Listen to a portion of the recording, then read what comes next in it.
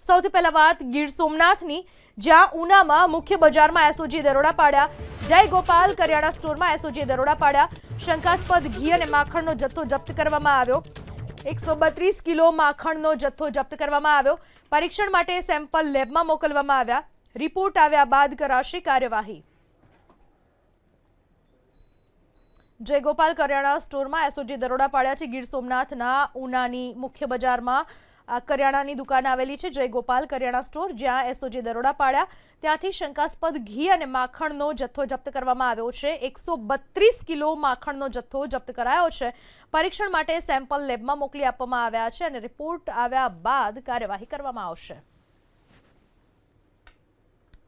સૌથી પહેલા વાત ગીર સોમનાથની, જ્યાં ઉનામાં મુખ્ય બજારમાં એસઓજી દરોડા પાડ્યા। જય ગોપાલ કરિયાણા સ્ટોરમાં એસઓજી દરોડા પાડ્યા। શંકાસ્પદ ઘી અને માખણનો જથ્થો જપ્ત કરવામાં આવ્યો।